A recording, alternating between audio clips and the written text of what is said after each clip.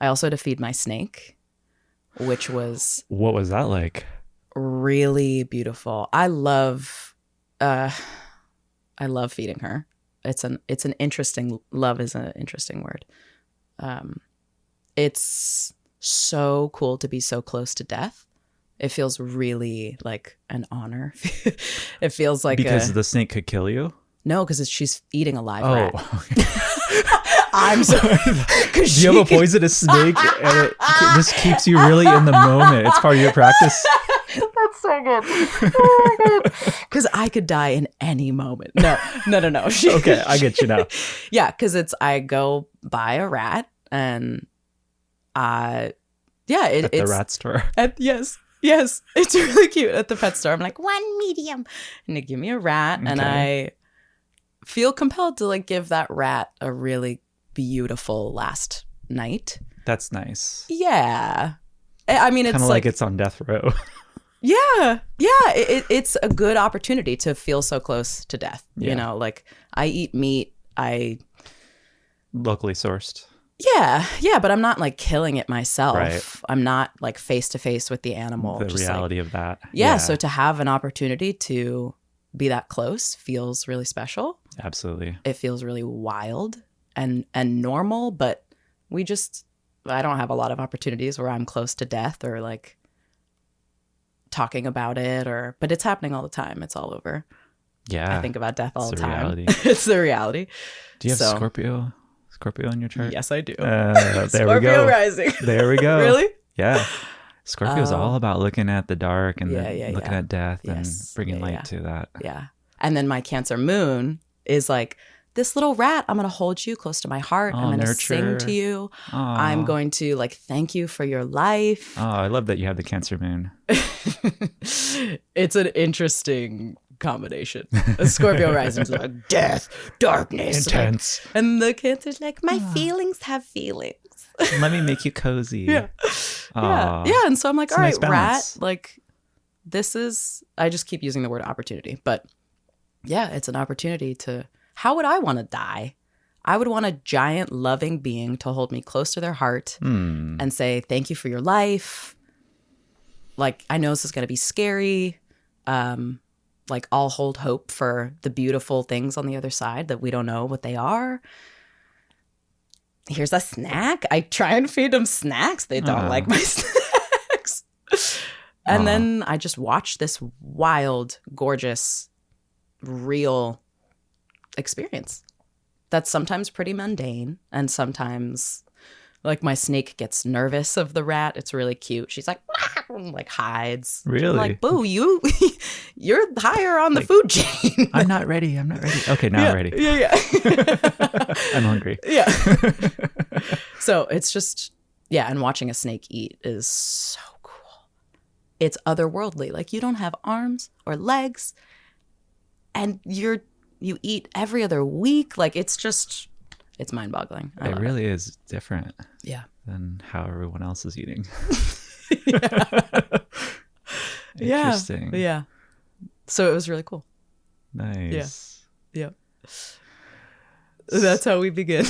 That's a great beginning. So we're here at Bonbons, Nook. I'm sitting with Geena Glaser, and I've been wanting to have you on the podcast for a long time, Geena. Thank you so much for coming over and joining me here at the cottage. It's so sweet. Thank you. And I'm curious.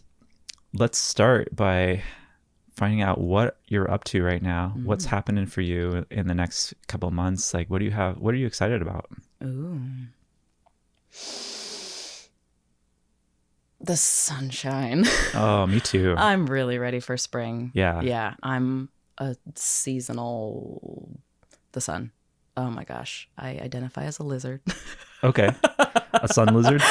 I just want to be just in the basking in the sun doing push-ups. Oh, push-ups. No, I'm kidding. You know how lizards do the like, do that, okay. You ever see those? You seen lizards do I think that? I have seen that. Yeah. Yeah. So the sun, I'm really excited for the sun. I'm excited to be outside. It's so good.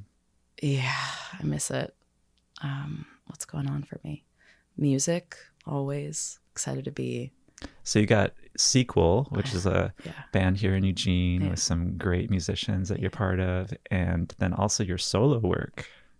So what's up with your solo stuff? You got anything planned for that? Yeah, the solo stuff is much more introverted. Okay.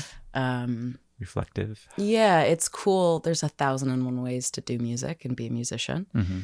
It's interesting to be on that journey and see what feels right and good for me versus like what I think I should be doing. What I think I should be doing is have a social media account and play gigs by myself all the time and put myself out there and all these things that I genuinely don't want to do. And I have stories around what that means. We can table that. But it also feels good to just be like, cool, this is how I'm doing music. Sequel is the extroverted, collaborative. Yeah, it's so special. I love having that arena. We play out, we play gigs. It's me and my like closest friends. It's just like, I love the vibe that all of you have in the band. It's so sweet and it's so genuine and authentic. You can feel that all the people in this band are having a great time together. They're close friends. Like, I love that you can feel that. Ever feel forced or like you're trying too hard. It's just like natural and flowing. So yeah, keep it up. I love that. Sequel. Thank you. Me too. I can't wait to see you play at more venues around here. Oh, thanks. Do you have any tour planned or anything for Sequel? Not yet. We're wrapping up an album. It's close. Oh yeah, how's that going? Good. It's amazing how long it takes. Yeah. I'm humbled by that process. Yeah. It's exciting to see it take shape and be like, "Ooh, we're close. Yay." So no tour planned, but there will be some album release and we have festivals we're playing and the extroverted like it's here happening. It is. You can look. Yeah. Whereas my personal stuff is much more like, don't look at me. Or maybe look at me sometimes, right? By yourself or like I don't want to be there while you're looking at me. Okay. That's how it's super introverted. Wow. It's very reflective. What a nice balance though. I'm glad to have the expression balance. of both. It seems like it will keep you really fulfilled. Yeah. Yeah. So I'm always doing music, whether it's with Sequel or my own music or just like practicing my cute 2-5-1s and scales and stuff. But finding the fulfillment in the introverted way is always an interesting question. We'll call it a question. So in the realm of music, you are a singer, songwriter, keyboard player, keyboardist. You say keyboardist, keyboard player. Keyboardist sounds like the silliest word. I want to say keyboardist. Okay. Yeah, no, I'll take it. Keyboard player. No, I want to be a keyboardist. You can be a keyboardist. Thank you. From now on. Yes. I mean, pianist is the best word. Pianist. Yeah. Let me be. That's silly sounding too. I know. Can't get around it. Yes. I am all those things. Take us back. What was the moment where you were like, I love playing piano and keyboards? Oh. Was it gradual or was it like a... Oh, fun question. I had the house I grew up in. I had my mom's grand piano, which looking back now is like, oh, wow. I didn't have that reverence for it then. I sang my whole life. Like I grew up singing. And occasionally I would go over to that piano and just mess around. And I would say that was more of a seed moment than a like, oh, I will be a pianist. It was mostly just, a seed, we'll call it. Fast forward 20 years later, 15, I don't know, many years later, I was playing in Sequel, was singing, and I just hated being a dependent, like dumb vocalist. I had like a story archetype of like, man, I like can't really make music because I rely on other people to like be the net, you know? And I was like, you know what? I'm going to learn how to play piano. And I started taking lessons. I went to a garage sale and bought their grandma's piano. It was like $50. They rolled it to my house. Nice. As my roommate was like leaving, unpacking, bringing boxes out of the house, I just rolled in with a piano. Rolling out, rolling in. Yeah. Wow. Cool. And I remember the first night that she left. That was a tumultuous, kind of nasty ending. And this piano was such a beautiful beginning. And I remember the first night she was gone and I was just home alone with this piano. And I started playing something so basic. I had very minimal skill. And I just was sobbing. I was like, this is the most beautiful thing I've heard ever. So that was the moment. That's a great moment. That was the moment. Yeah. And from there on, I mean, 6 years later, I've been playing. Okay. 6, 7. But singing for much longer. Yeah. Okay. Yeah. But I still feel that when I sit down at the piano and like you press one note. Oh my God, you just need one note. And the sound, the feeling, like when your foot is on the pedal and the whole piano is moving, and then you can feel in the air the vibrations of the sound. I'm just like, this exists. It's amazing. I just noodle around, but I usually just keep this sustain pedal down and just like noodle on top of that. And it's like, oh, this is lovely. Yes. I don't know what I'm doing, but it's great. Yes, me too. I still. Well, you know what you're doing more. Well, LOL, we can talk. There's no beginner's mind. Yeah, a little bit. That's a kinder way to see it. Mine's more like, you piece of shit, you don't know anything. It's like, okay. Yeah, it's like, be easy. Yeah, right. Be easy. Yeah, be easy. Yeah, but music, it's an infinite world, right? You have the story. I have no idea what I'm doing. I have the story. I have no idea what I'm doing. My piano teacher, who's like insanely talented, probably has some degree of I have no idea what I'm doing. And everyone who's on that. Isn't that interesting? Yeah. Oh, yeah. It's humbling. It's super humbling. Yeah. And then with music, it gets so much more interesting the more people you bring into the mix. Like each person you introduce into the jam just creates more dynamics. I want to sip some tea too. I'm giggling because I'm slurping tea away from the mics are so sensitive. They pick up everything, including your thoughts. Can you hear what flavor tea I'm drinking? These are the new telepathic mics.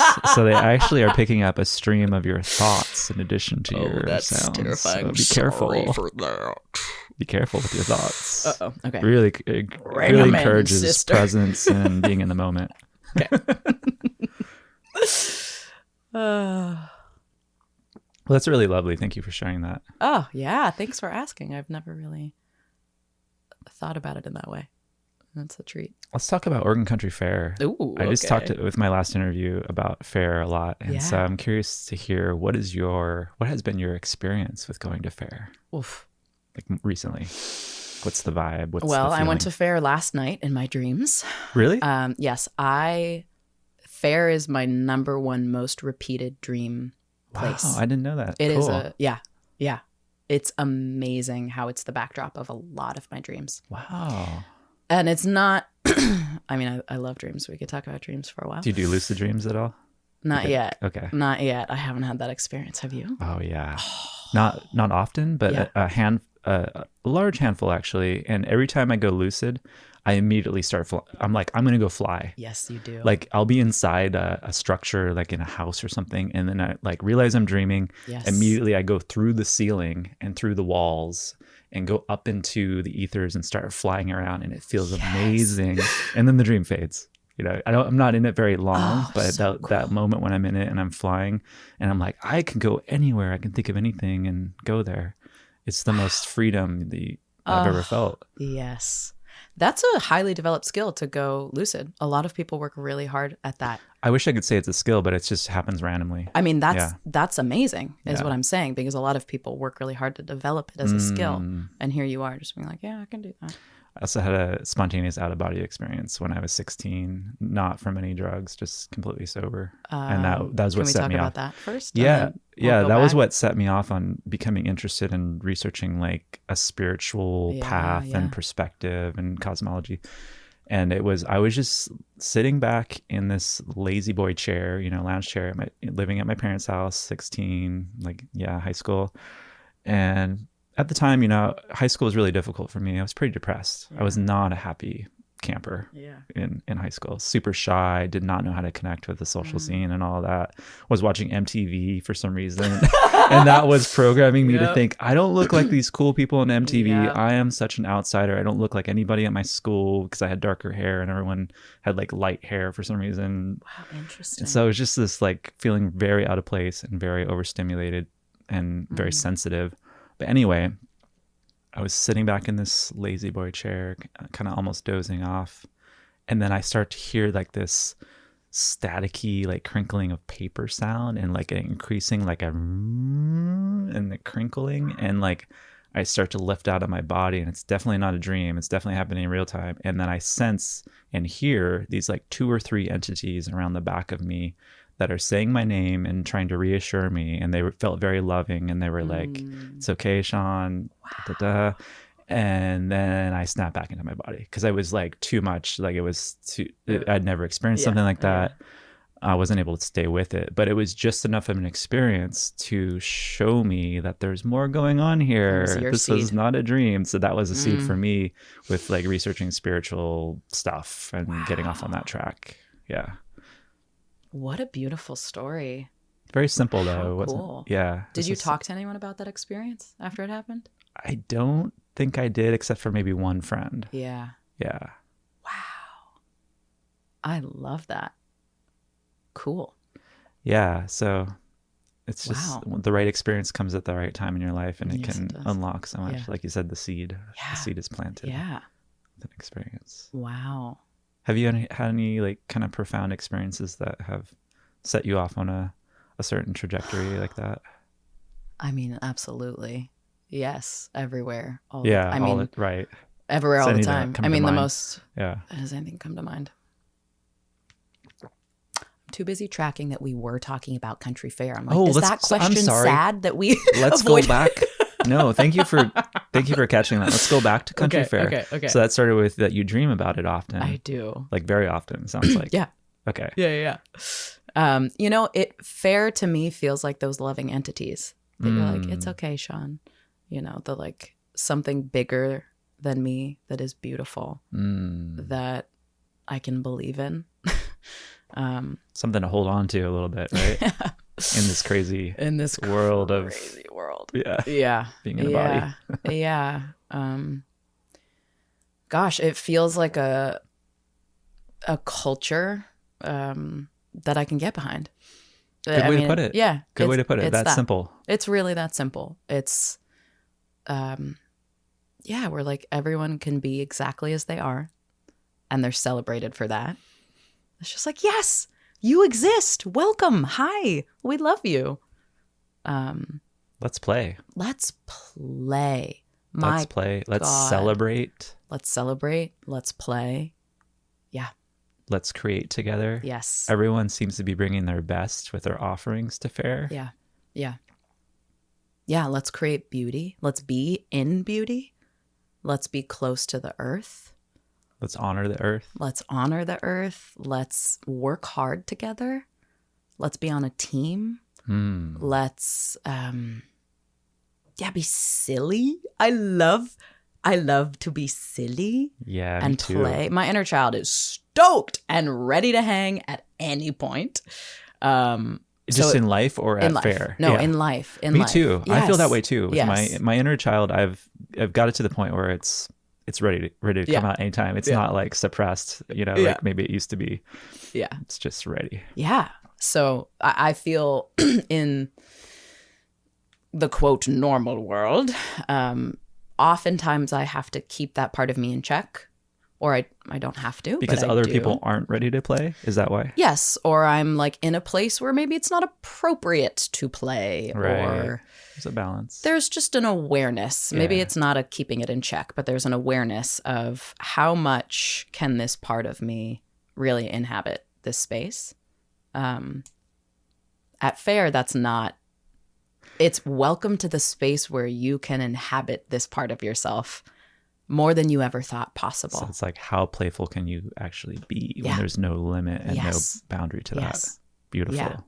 Yeah. So that's a world that means a lot to me. And it's beyond just a 3-day weekend or a 1-week thing. I mean, there's a reason it pops up in my dreams all the time. It's a sacred place. It's a sacred loving being. It's a sacred culture greater than myself, right? Beautiful. So what's my experience with Fair is it's something to believe in. Yeah, it's my New Year's. I think about it like it's a once every year thing. Yeah. This is great. I've never quite heard it articulated this way. Its effect on someone. Yeah. Everyone's got their way of explaining what Fair is, and I love asking that question. Like, how would you explain what Fair is? Because it's so. There's nothing like it to compare to, really. Yeah. And the way that you describe it is so personal, and it's really beautiful. Oh, I love that. What do some of the things other people say? They talk about, the community aspect and how beautiful it is with the amount of volunteer power that it runs on, and what an accomplishment that is, that this whole thing runs on pretty much 99% volunteer labor. Yeah. And because people are starving to be a part of something like that. Part of something. And the community feeling of being a part of putting this thing on is so strong that you feel so much purpose. Yep. And everyone can get behind it. And it's this collective purpose thing. Yeah. And that can really take you places. Yeah. That energy. Yeah. So, I kind of want to ask you the same question. What does Fair mean to you? What's your experience with Fair? Extremely inspiring.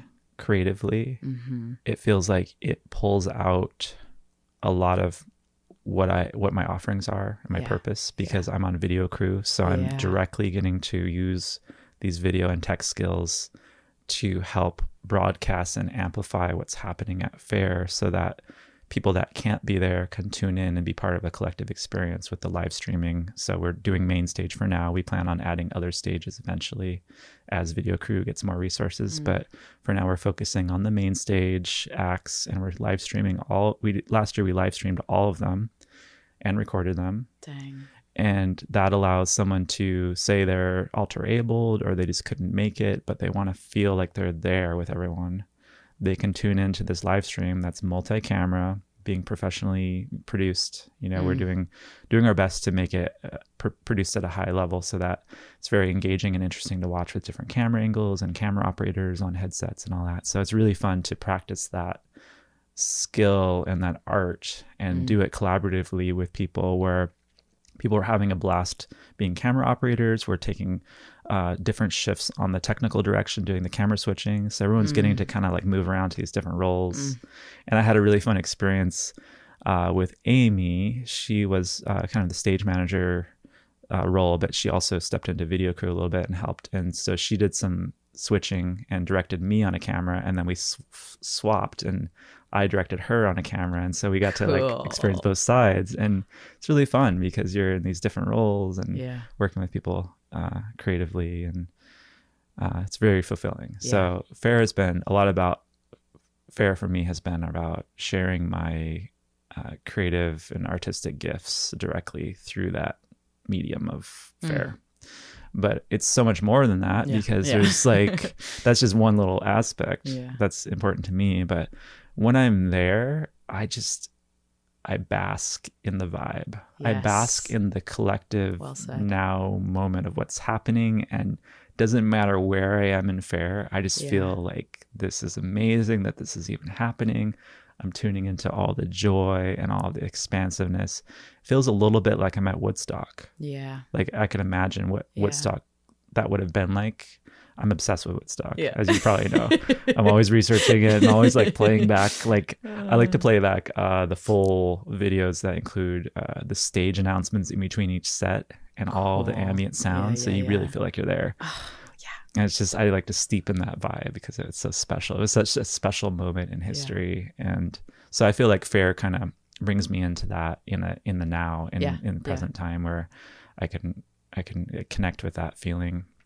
And it's just, it's a special place to be. And it's just amazing that it exists. I'm really grateful. And there's, of course, a dark side to fair, and there's power dynamics that play out, and there's drama, but all of that is happening, but it's also being surpassed by the overarching beauty and perfection of what fair is to people. So it's a living, breathing culture. Of course it has an underbelly and a exactly shadow. Like, so everything you can't get put off by that. Some people get put off by that, and they're like, I don't want to go back, and they write it off, and that's sad. I feel bad for that, but everyone's got their own relationship to it. Like, I needed to take a break from fair for a couple of years, and I did. Then I came back, and I'm like, I feel it again. I'm back in it. So sometimes you need a little bit of a breather from fair, because it can be like a very seductive girlfriend. That's been my experience to it. Yes. Like this very seductive girlfriend that's don't you want to give all of your time to me? And don't you want to volunteer to do all this stuff? God. And I actually did that. Wow. I didn't have boundaries with her. And she took over my life. And I was at the end of fair in 2021, which was one of the virtual ones. So I did I was a big part of the 2020 and the 2021 coordination of the live streaming for the virtual fairs. But I put in way too much energy, and my life was in shambles after the 2021 one. I was just wrecked. No. And it took me 2 months to recover. Wow. And I just realized how much stuff I let go by in my life that I should have been paying attention to, but I was so hyper focused on fair, and I was so passionate and in my element that I ignored everything else, that is including my business. Such a good metaphor. Yeah. Oh my God, that's spot on. It taught me. Exactly. So now I have boundaries. Exactly. I still love fair, but I have proper boundaries with her. Yep. Yeah. Yeah. So, I mean, it's such a good metaphor for life. Like, the same thing with when we were talking about the shadow and the underbelly, and some people are like, I just don't want to do that. It's not how the world works. Like, I don't get to exile the parts of myself I don't like, I just have to learn how to be with them, and so, I just, the same thing with the girlfriend, or this seductive archetype where you can really get lost in a thing. That could be fair. That could be your work. That could be an actual girlfriend. Absolutely. These are real human experiences. Yeah. So I love that framing. That's really good. I haven't had that relationship with fair. So it's interesting to hear your experience. What do you what's your feeling for fair this year? Do you have anything you want to do more of when you're there, or any plans, or do you have traditions that you like to do at fair? Good question. I haven't even thought about that. I was just out walking on the site and all the beautiful flowers, and went by main stage, and it's so weird to see main stage area because it's there's no stage, and it's, it feels like you're in a ghost town. Yes. There's booths and structures of things, but it was so beautiful because it was sunny day, and all the flowers. Were the tiny frogs there? Have you seen the tiny frogs? I have not seen the tiny frogs. Oh, they are so sweet. I kid you not. They're maybe a centimeter. They're so tiny. They're so cute. I just have one memory of going to the ghost town version of fair in the spring, and it's partially flooded, and I was walking around with friends, and then I look down at my feet and see a tiny frog, and I get so excited. Oh, so excited. And then as I kept walking, there were just hundreds, and it kind of turned into oh shit, I can't just step. I have to be so precise where I step. I don't want to step on any little tiny baby frogs. They're so cute. Oh, they're really cute. What's their patterning and color? Are they green? They're green. Gray green or dark green? Yeah. I mean, I'm sure there's many, but the one that I got intimate with, I picked it up and held it in my hand. It's just a tiny little bright green frog. So cute. Oh, I love them. I love reptiles. I've already referenced 3 different reptiles. I know, and you got the snake earrings and talking about frogs. I love it. Yeah, I feel like there's dog people, cat people, reptile people, and bird people. We can really dive in there. But that's what do you think? What do you think the connections are with what people are into that way? Oh, it's more of a how people show up in the world. Okay. Like dog people are very warm. They're very friendly. They're like, Outgoing, hi, hello, hi, extroverted. what, your friend. Yeah. And these are obviously what are we totally gonna do today? Exaggerated generalizations. Everyone has all these archetypes, Sure, but it's sure. just a fun game to narrow it down. Cat people, I think, are more quiet, a little standoffish. They introverted. Yes. They're down to hang. They're down to snuggle and get close, but on their own time. Yeah. It's cool. I can respect that. Yeah. Reptile people feel like little weirdos. I don't know about reptile. I'm too close in the reptile people to speak eloquently to our kind. Yeah, you go. You take that one. Reptile people to me seem very interesting, but definitely like more of a strange breed. Yes. When you compare them to the dog and the cat people. Yes. Is it just 3? Reptile, dog, cat? Or is that the mean? I feel like bird people want to be their own. Yeah, I think bird people would be another one. So there's 4 that we're talking about. Yeah, maybe there's like fish people. I don't know. Fish people. I actually love a good aquarium. I can really get down. Do you like a big going to an aquarium experience, or do you like an aquarium in your house? Both. Okay. I don't want an aquarium in my house because I don't want to have to manage it. That seems like a lot. But I want to go to other people's houses and see their aquariums. That's how I feel about people's cats. I want to go see people's cats at other houses, but I don't want to have the responsibility. That's how I feel about dogs and cats. Yeah. And all things except a snake that eats every other week. That's pretty low maintenance. It's super low maintenance. Yeah. Just got to keep it warm and keep it in rats. Yeah. How did we even get there? Well, because of the repetition of the how often I'm talking about and fair. Snake Thank you. earrings. So now we know you're a reptile person. I suppose. So there's a question I'm going to ask later, and so now I know what you might answer now because you kind of get some foreshadowing. All right, to that. But I might surprise you because I'm a complex. It's something I ask everyone at the end of the podcast. What I wanted to ask you about next, Geena, is about some of your coaching that you do. What some of your offerings are. Oh, sure. So how did you get into coaching? Yeah. How did I get into coaching? I was running the advocacy department at Planned Parenthood. It was kind of my first adult job. Okay. It was so fulfilling and it was a lot. We could go into that, but there was a woman who worked there who there was something about her energy. I was young. I don't even remember. Anyway, there was something about this woman's energy that I was so inspired by and confused and was like, what Kool-Aid is this woman drinking? I want to know what she knows. And yeah, I was young and looking for mentorship and guidance and felt kind of lost. And she was leaving her job to become a full-time coach. And at that time I was like, what's a coach? I've never heard of this. I had spent years in therapy. My family's very psychological. I was very familiar with therapy and that world. I had never heard of a coach. I didn't even know that existed. What year was this, roughly? 2000 and math. I usually have a boundary that I don't do live math. Oh. But here we are. It's fun. Okay, that's a good edge. 9, 10. I'm Real so time. nervous right now. Real-time experience being reported here by Geena. Just be roughly like early 2000, like before 2010. 15 perhaps. Okay. Yeah. Okay. Yeah. Okay, I did it. Wow, cool. Moving on. Sorry to derail you. I love a good edge. I was like, I'm willing. This is uncomfortable. Which is part of my coach parts. Oh, here we go. Yeah. Ties right in. It ties right in. So anywho, I started seeing this woman as a coach and it changed my life. It was the coolest, most fulfilling, powerful experience to just have a supportive container that wasn't about psychoanalysis. Right. It wasn't about healing trauma, which these things are super important. Don't get me wrong. It's its own thing. My goodness. Yeah. They're neighbors. They're holding hands. Right. They're, maybe it's a Venn diagram, but they're separate worlds in the support industry. Okay. Industry is I don't like that word. Oh, Immediately I know. take Industry. that back. God. Slurp it back in. The support world. There we go. World. Anywho, the medical world. So yes, I was seeing this woman for years, and she told me about the organization she was trained through, and they put on kind of weekend workshops, and it was just such a yes. You know, I look back in my life and there's many moments of I'm not sure or strong no.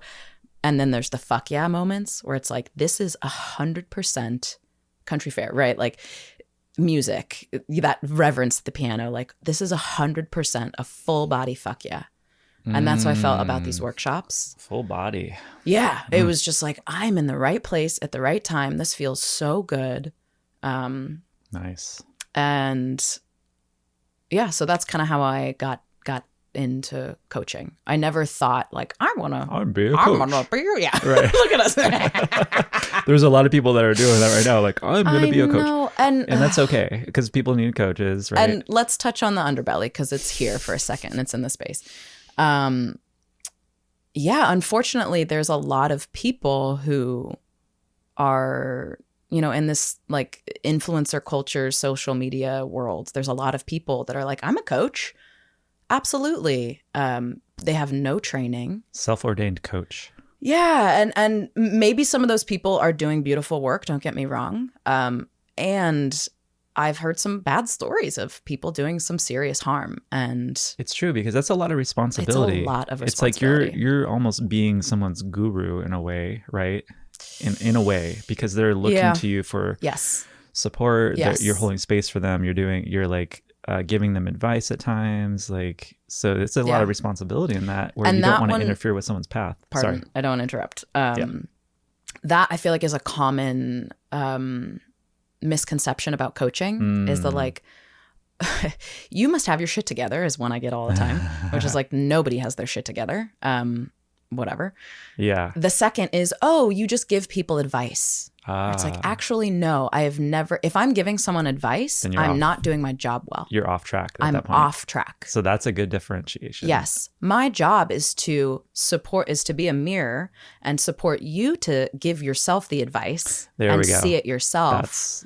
If I interrupt in that process and insert my own stuff in the space, that's not coaching. So I take back the earlier thing I said about giving advice. Yeah. That's the wrong coaching. Yeah. It's the giving advice thing. Yeah. Totally. And, you know, maybe there's moments where it's all a spectrum, right? There's nuance to it all. Maybe there's a moment where it's like, I can put some of my stuff in the space. But I don't know. As I say that, I'm like, no, that's actually not... There's a lot of different forms of support, right? There's therapy, there's coaching, there's consulting, there's mentorship. Active listening and reflection, that sort of very simple. Yeah. Yeah. So yeah. Well, thank you for having so much integrity about the way you do coaching because that is inspiring to others that maybe want to do coaching at the level you're doing it at or, thanks. You know, you can kind of set the example. Yeah. It's a beautiful way to be with other people. You know, if I got to kind of fix some of the ways our world works or our particular culture, the one I'm in, like this is a skill that we should all have for each other of like being able to help the other person see their own inner wisdom and the path that I have no idea what's right for you. Who am I to give you advice? I don't know. Unless you're coming to me of like, hey, you have a highly developed skill in this area. I'd like support in that. What are your thoughts on blue, right? Which is more of a consulting. Yeah, that makes sense. So then you shift into consulting and then that's where advice comes in. Yeah, but it's a way of being that I would love for all of us to have these skills in. You know, of just like, cool, how do you be present with the person in front of you? That's really the name of the game, right? How do you really be president of the situation, president of the moment? President of presence. I love president of presence. We're all needing to step into our president of presence role. How can you hold that much presence with someone so that you're not letting your thought stream 1,000% get in the way and your judgments of a situation? You're just purely there with them, and then they can open up fully and you can reflect, and then they can feel that. It's very ontological, which is a fun word and ontological realm. Yes. Which is like the study of being. And someone can feel that. You can feel my presence if I'm fully present to you. You can feel if I'm thinking about myself. Absolutely. And what I'm going to say next or my whatever. You know, beyond just the words that we say, you can feel that in my presence. 100% agree with you. You know? Yeah. How cool is that? It's really cool. You know, speaking of... You can't put your finger on it because it's like this... It's this amorphous, ontological being ethereal state. Yes. Yeah. When we were talking about fair, I actually had that thought of how it... Just speaking about it or being in that presence, I felt the energy in this room shift. Interesting. Yeah. Yeah. I was actually going to pause and be like, do you feel that? Like the spirit of fair in. Because of our presence, because we're both sitting here talking about this thing, like bringing the energy here. So interesting. You can feel the subtle shift. A lot of people refer to it as fair magic. Like that's kind of the most common, like everyone knows about fair magic and what that is. Yeah. It's cool. Yeah. So yeah, I do that with humans. It's one of the most fulfilling things in the whole world. What an honor to get to play that role in people's lives. 1,000%. And I have clients I've seen for years and years and years and years. And so to have the development of who they've been, you know, my job is to be present with people and really minimize the gap between where someone is and where they want to be. That's a good way to put it. Yeah. And so to have history with people and be like, I remember when this was just a dream for you, or like you didn't even think this was possible. And here you are at the top of this mountain. Wow. In a very different way. So it's so you can help special. Provide some beautiful perspective just by observing people over time like that. Yeah. So cool. Yeah. And it can also be in the tiniest, I mean, the climbing of the mountain happens in the tiniest of little steps also. Right. So if someone's like, you know, it can be the most mundane, dumb thing of like, I don't know, what's an example? I'm looking at my smoothie of being like, man, I want to like eat healthier and have a morning routine. Like, all right, I'm going to try making a smoothie. And it's like, all right, you don't do it like 12 times. Then you feel like a failure. And you're like, what's wrong with me? I can't make a smoothie, you know, all these things. And then one morning you just make a smoothie and you're like, oh, that feels good. Right. Because you did it without pressure on yourself. You just did it. It came in its right time. You, whatever, had the right strategy. It was its correct moment. You stopped listening to the dumb voices in your head, whatever it is. Right. But you were in that uncomfortable, I don't think I can do this moment. Sometimes it's with something as dumb. Smoothies aren't dumb. Now I'm like, I feel the need. Mundane. Sorry, all of the smoothies. It can be we something love you, with smoothies. We really do. We love you. It could be something as small as making a smoothie to like, I want to ask someone on a date, or I want to ask for more money at my job, or I want to leave my job to pursue my, bigger. You know, I want to make an album, all these things, right? It's like we climb mountains by taking steps, step by step by step. So beautiful. Yeah. Are you taking new clients right now? If someone wants to work with you? Yeah. Beautiful. I would consider a new client. Consider if it's the right fit. If it's the right fit. It's really important one of the things I do in my practice is I do a free discovery call. Anyone who's interested. I do that too. Yeah. It's the best. Tech services. It's the best. One, I love humans. It's maybe my Gemini sun. I don't know what it is. Nice. I love human beings. I love knowing what people long for, what they're up to, where they want to be, where they are, where they want to be. I'm like, let's yum. Let's talk about it. So I get a lot out of that hour just to be with someone. You know, it's not, it's no pressure. It's like, I just want you to see what's your next step. If we have a full hour together and it's like, oh man, it's really clear that therapy is actually the place for you. Like, then I did my job. Then I'm like, yes, I love you. Have a great time. Thank you. If it's like, wow, this is the ways that you're speaking, I think coaching is the way to go. We have a chemistry that I'm already feeling. I'm checking in during that hour. Is this a yes for me? How does this feel for me? Yeah. Great. So yeah, that's great. That is so essential. You've got it dialed in. That's a nice way to. It's really good to approach it. It's really good. I mean, yeah, I've been doing it for. Here comes live math again. We all need to do timelines of our lives and then bring them to our podcast interviews so that we can just reference the sheet. And then it's like, 2008, I was doing, I need to do that for myself. Yeah. So I'm like, what was I doing each year? And I moved around so many times. Right. Yeah. It's the longest job I've ever had. I think I've been doing it six years, something like awesome. that. Yeah, your website. When I go to your website, what is your website, by the way? GeenaGlaser.com. Okay. Link in the description. When I go to your website, I'm like, damn, this beautiful being is doing great things, and the website reflects that. Oh, that's and nice. So when a website, can really reflect someone where they're at this moment and doesn't feel stagnant or out of date. A lot of websites feel out of date. That means yours so much feels to me. Current to what you're doing, and it describes what you're doing really beautifully, and it just communicates beautifully visually. That's so and funny through because let's bring in my story. Okay. I have a story that my website actually is really out of date. I haven't updated it in years. Okay. Well, then it's time to update it. So it's so fascinating, right? Of like, wow, it's really interesting to hear your experience. So and that's the funny thing about people's websites, because it can be that someone going to it is like, oh, this feels, like I'm having that experience at your website. But if you're having that story internally, you're creating a block to being really stoked to give out your website address to someone. That's my measurement of if I'm on top of my websites. I have like 3 that I'm working on of my own projects, and I just put a bunch of energy into them like last weekend. And it felt really good because now when I give out those website addresses, I'm not kind of like, here's my website. I'm like, here's my website. I feel good about it. This is current with what I'm doing. Yes. And it's also a vision board. 1000%. Yeah, I think the story, and this is, I don't know how accurate that story is. It needs to be fact checked in the sense that I think I just haven't sat down with the website and been like, is this still an 100% full body fuck yeah? Or is there some adjusting that needs to happen? Yeah, and I think that's a good thing to sit down with your website every few months and just check in with it and browse through it and check it on mobile, check it on desktop. This is valuable. Yeah. I'm also very action oriented, and that's something I love about coaching is when you see something, you take action on it. And so in this moment, I love that we're having this conversation, so valuable. I'm seeing that like, it would actually be really authentic and in service to my growth to sit down with my website and do what I just said.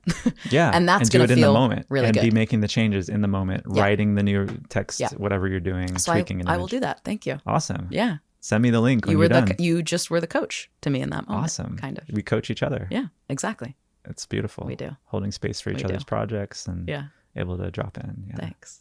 Absolutely. Thanks. I did put a tremendous amount of energy into that website. And you can feel it. To make good. You can feel it. That's a phenomenon with websites. No matter how it looks, there's a feeling of how much love has been put into it. And that comes across. The being. The oncology ties in. Yes. Yeah. It's you so can true. feel it. You can feel it. And you can also feel the websites that were a template that someone has barely customized. Yeah. Well, you would know too, Mr. Website. Yes, I've been in the website industry since 1996 when I accidentally... Wow. Yeah, 1996. When you accidentally... I accidentally started building websites for businesses. How did you find yourself www.oopsiedaisies.com? Well, it's because I loved looking at... I just loved the web. It was so fascinating to me. I would go on there and do as much as I can. It was like when dial-up, and you had only a certain amount of time. So I would go on and like download a bunch of files and pictures and whatever I could get my hands on through the web. I would just start downloading things, and I would look at the code behind web pages and like, okay, how can I make my own homepage? So I started with my own personal homepage, and then I did a website for the company my dad worked for. I did their website, and then it snowballed from there. Like everyone's like, I need a website, and late 90s, and I was like, I can make your website, and did all these. Oh man, I want to see your first. And I did that for website. Oh, it's embarrassing. Is it still? It's on the archive.org Wayback Machine. So I actually linked to it from my website. Oh, I want to see that. I'm also putting that on my to-do list. It's really embarrassing, but anyway, I was teaching myself graphic design and website design at the same time. So I was doing like independent study graphic design, and I was in the visual communications department at my high school all the time. I was on high school newspaper. I would just like live in that department. Photography, radio was there. I didn't do much radio, but all visual communications. And yeah, it was an exciting time. And I've seen the web evolve and go through the bet. changes. Web 2.0, social media came along, phones. Like I remember just designing for desktop and how nice that was. And now you have to design for all these different sizes and it's crazy making. But anyway, I've embraced that even, like learned to embrace mobile design. So it's been a real journey. I did web design as my main thing consistently for 17 years and then stepped way the hell back from it because I got so burned out and took a break. And then the chocolate business happened and then the chocolate business has been the thing. And now I'm coming back to web design again. And it's been really fun. Good. Helping people with that. Taking a break is such a good, I'm just thinking about the seductive girlfriend. Oh, here we go. Again. Tying it back into that. Well, it's just, I mean, anything beautiful. I think it's so good to take breaks. It is. To get some space. Perspective. And then come back and be like, what's here now? With fresh eyes. Yeah. Yeah. Then you can really be in the moment and not so affected by past experiences, previous experiences that were traumatic and Yeah. Beautiful. This is the moment where we just take a moment of silence. Just do some deep breathing. If everyone wants to take a deep breath. Trying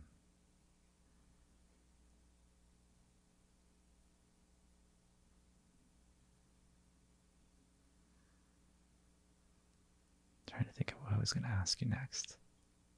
Come on, podcast host, get it together. I'm just delighting in taking a couple deep breaths. Yeah, it's really nice. It's so good. What's your morning routine?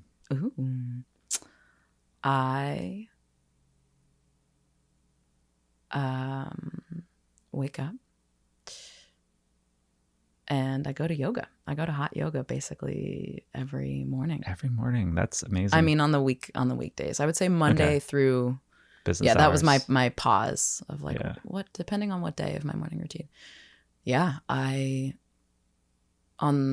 through Thursday, I wake up and don't really do much. I make myself a cup of coffee and just go straight into hot yoga. Go straight. That's cool. That's hot. It's great that you can do that consistently. Oh my gosh. I am so grateful for that. I've organized my schedule around it. I have pretty firm boundaries of like, I do not do things until after I have sweat. Yeah. Which is hilarious because I used to be one of those people that was like, yoga's boring. Yoga's stupid. I don't get it. It's too slow. Those crazy people that just stretch all the time, stop doing that. Why are you doing that? So funny. I was exactly that way about exact dance. I'm that person now. Yeah. Oh, I'm always stretching. It's adorable. I'm just like, I like standing on one foot. It's a fun game. Like, embodiment. Being really in your body. Favorite. That sounds like such a perfect way to set up the day for embodiment. It's so good. Yeah. So, and then when I'm not doing yoga, like this morning, I woke up and made myself a cup of coffee, and then I sat at the piano, and then I practiced my scales and my 2-5-1s, and we got to get you set up with your video setup, video and audio setup, so you can just like hit a button and record. And I'm nervous now.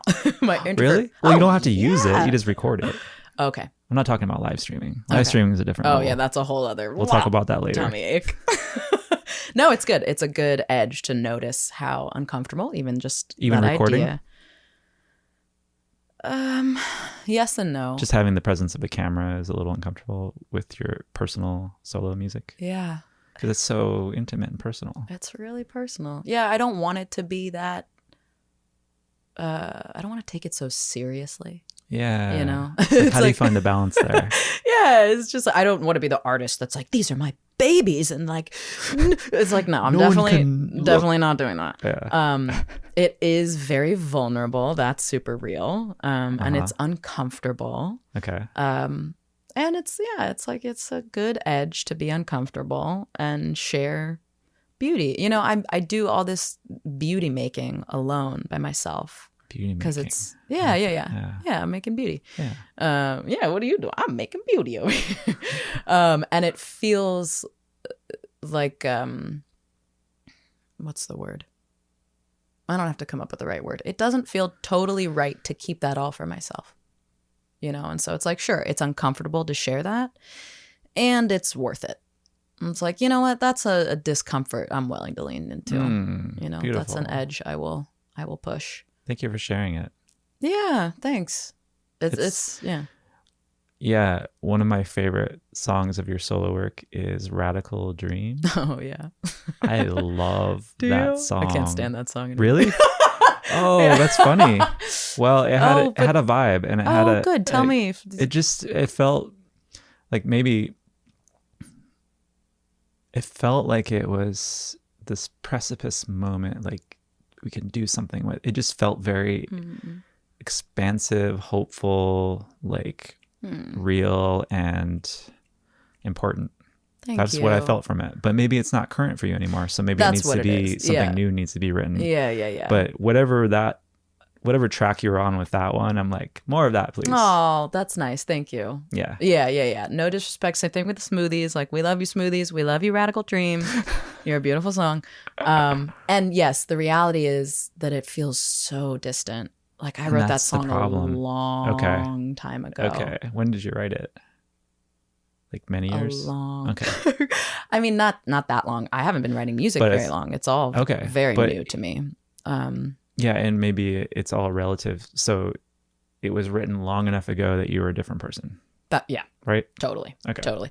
All the songs really from that album. I mean, I didn't realize when I embarked on that journey of like, I think I'd like to record an album, that I was so naive or ignorant, both, and brave. I had no idea what I was getting into. Well, it's good to just get started. Yes.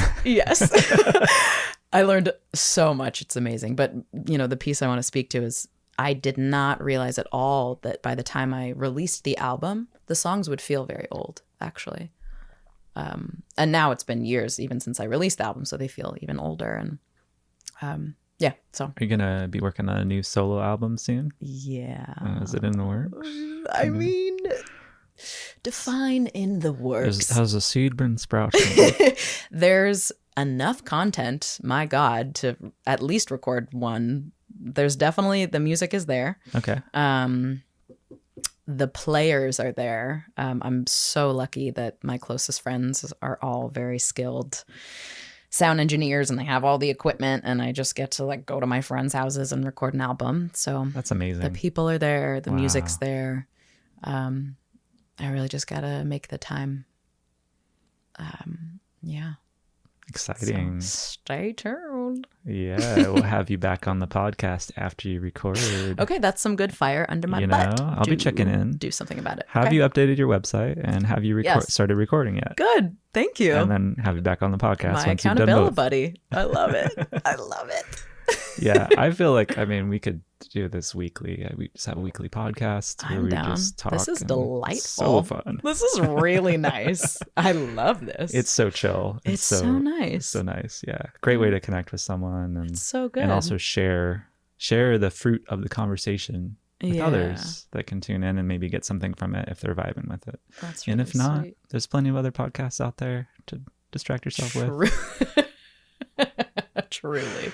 It really comes down to, what do you want to listen to when you're doing the dishes? Yeah. Or on that long drive? Yeah. Do you want it to be us? Or do you want it to be someone famous?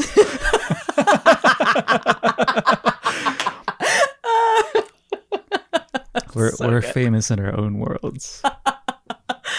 Oh man, I love that.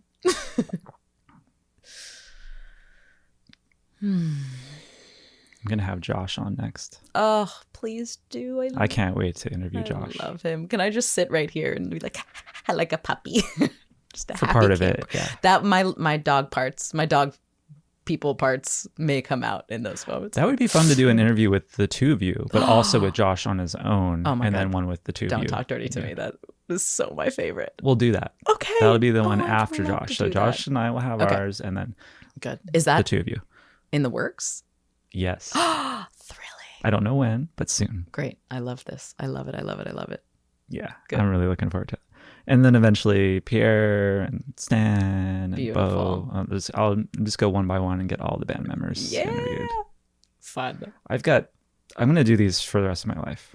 Good. Like I'm committed to doing this podcast. And part of that sustainability of commitment is that I'm not attached to how many people listen or when I put out episodes. Beautiful. And I'm never going to let that influence me, because I think that's where people get frustrated and drained, is because they're forcing themselves to put out podcasts on a certain schedule, which is what you're supposed to do in the industry. Yeah, exactly. And what everyone tells you to do. But I really don't care. I don't listen. Yes, there you go. You're finding your authentic way because it's my important authentic to you. Way.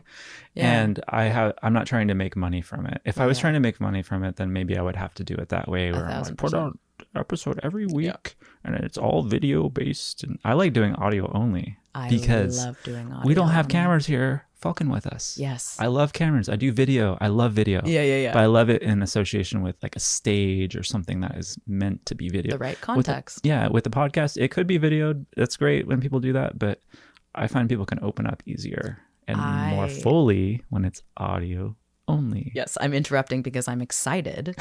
Please interrupt. Thing I do.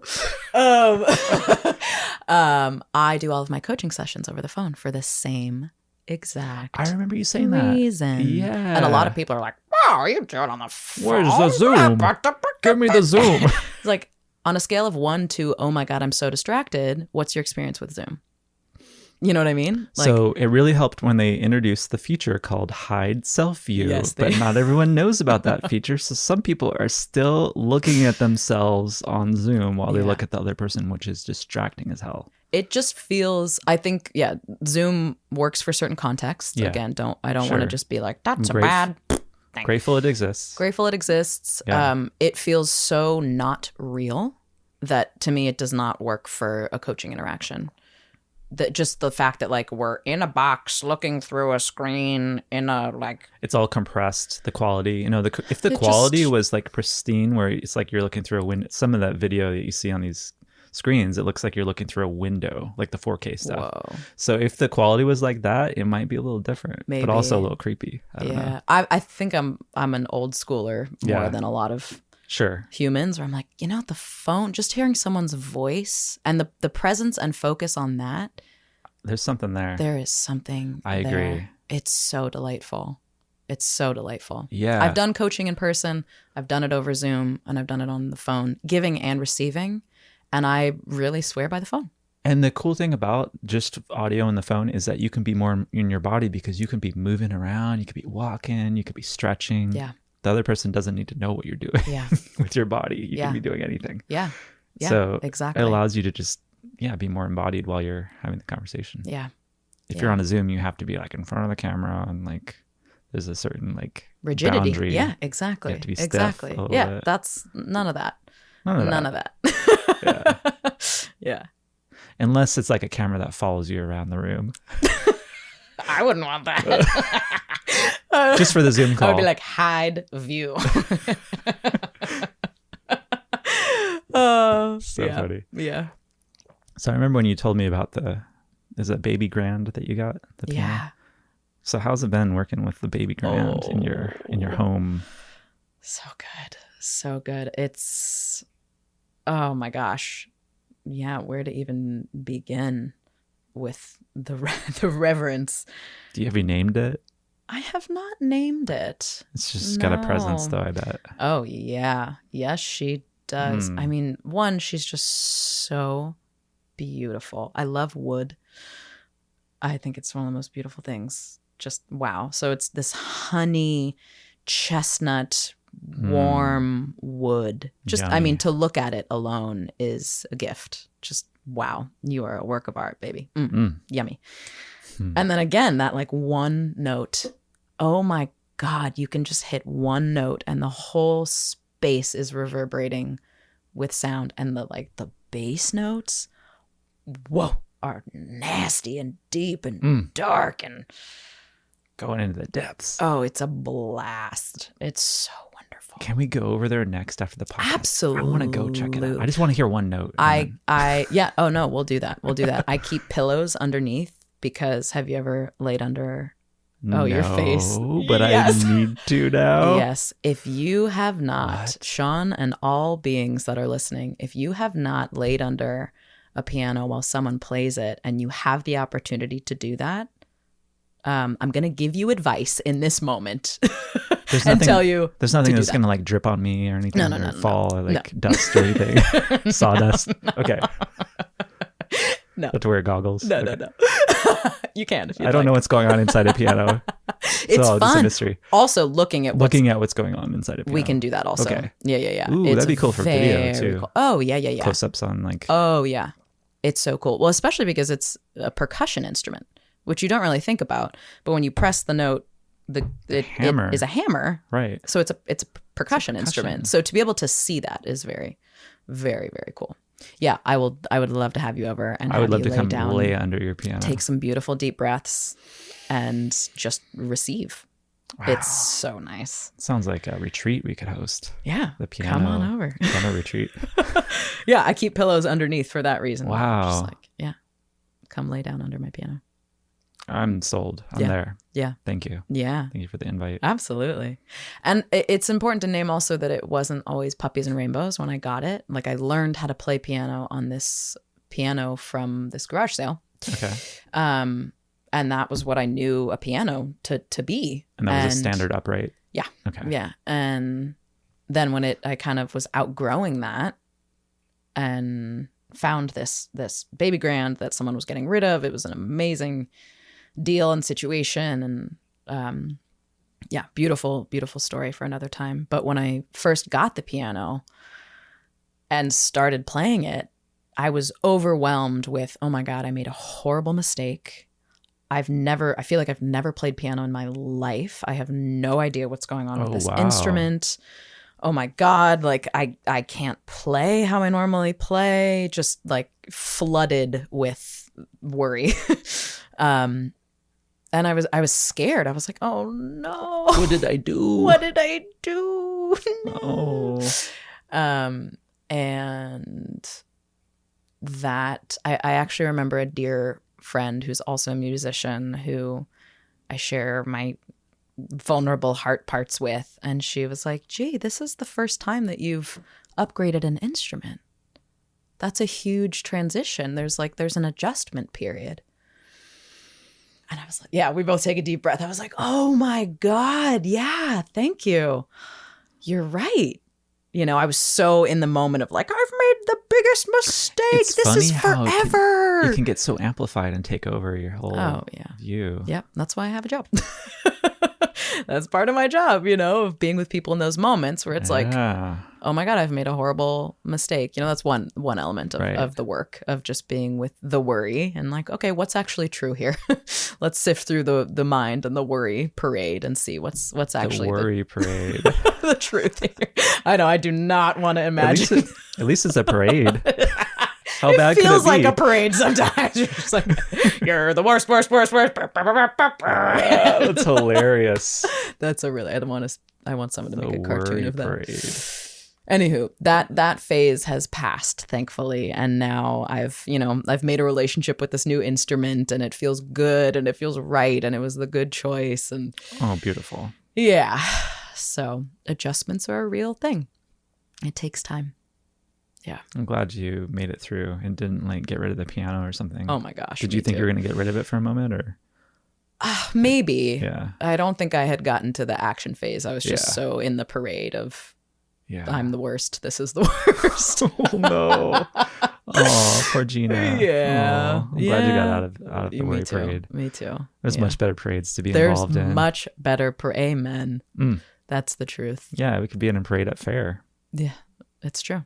It would be funny to have a worry parade at fair. It would be really funny. It'd be very cathartic for people.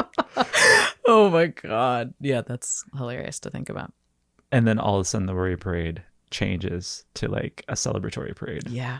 Like one by one, someone from the celebration parade like comes into the worry parade. Yeah. Maybe the worry parade, everyone's wearing all gray. Yeah, just gray. Just bland. Gray. Yeah. And then the celebration, like one person comes in. They're all colorful. Plays a they're colorful. They just start a little seed, and then the seed sprouts. And then they like overcome the worry, or the worry parade. Like maybe they like take off their gray hat, and then there's a yellow hat underneath, and they slowly get like absorbed and transformed. And the vibe takes over. And now it's the celebratory parade. Yeah.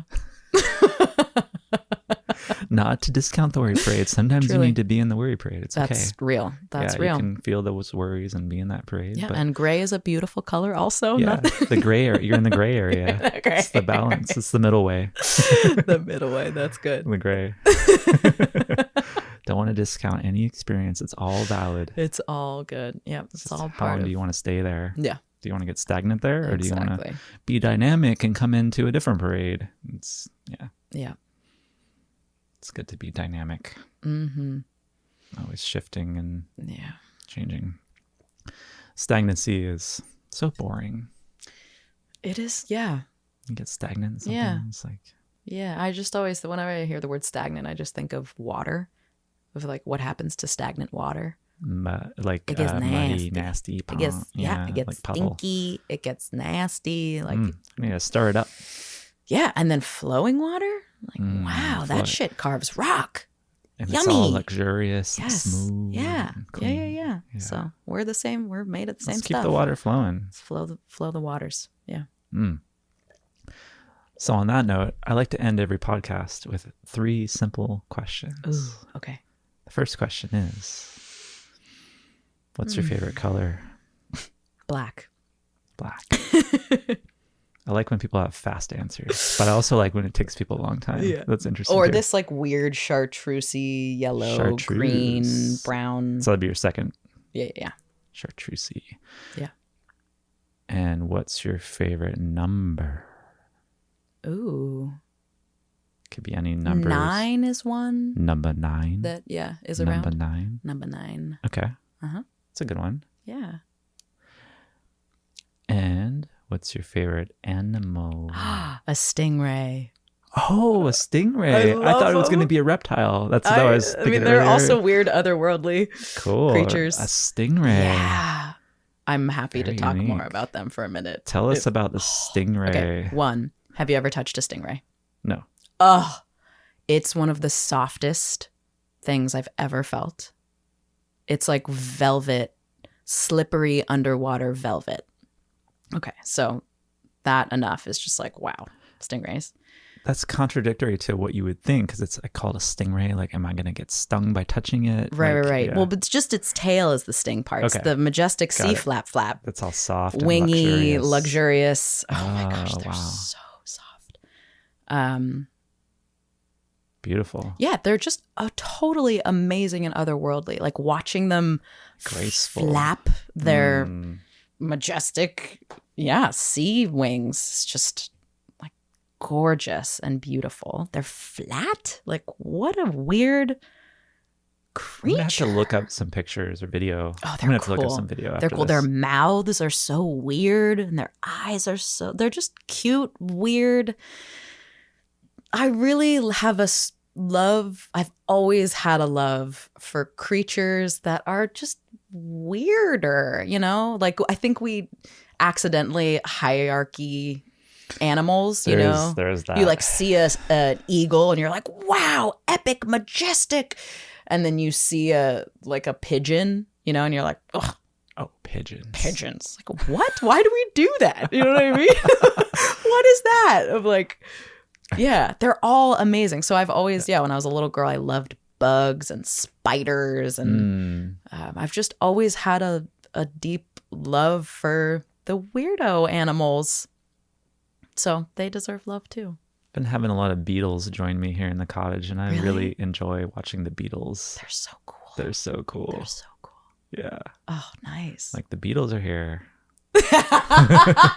That's awesome. I like to create a musical space to get the Beatles here. Actually, just so you know, tell me. I'm in talks with my collaborator Monday morning, and we're talking about a possible Yellow Submarine event. That's the showing of the Yellow Submarine happening somewhere in Eugene. So that's like a little... Great. Sign me up. Yeah. And it'll be a recurring monthly thing. So think Rocky Horror Picture Show in a Yellow Submarine format. Yeah. Where people are acting out different parts. There might be a live band that starts to form. Oh, I'm here for that. Yeah, it's going to be really fun. Oh, I love the way your brain works. I don't know where it's going to be happening or any of the details. It's just something that we want to see happen. I'm on board. Nice. I'm on board of that Yellow Submarine. Yeah. And fair is coming up really quick. So that's going to be really fun. I can't wait to see you at fair. Yeah. And I'll see you all kinds of times before that too. But I hope. I'm excited to see where Sequel's playing next, and hopefully we'll get some videos of your solo stuff to share with people. Yeah. If it feels in alignment for you. Let's do it. It's a good edge.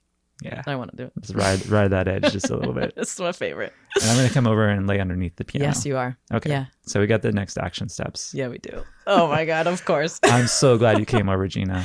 This Geena Glaser. has been such a treat. Thank you so much for being on the Bon Bon's Nook podcast. And I'm sure you'll be on many more times. Thanks for having me. Oh, and where can people go again? Now that we're at the end of the episode, we need to give people a call to action. Where do they go to find out about all of your juicy gifts that you provide the world? In an ideal world, you find me in person. We can have a conversation. Ooh. That's like 10 out of 10, a million points. I know that's super rare though. Super rare. So, but I just want to name that would be my favorite. Okay. You can go to GeenaGlaser.com. GeenaGlaser.com. Okay. Got the spelling. That's a place to find me. And does that link to Sequel and all your projects? Yeah. Cool. Yeah. It does.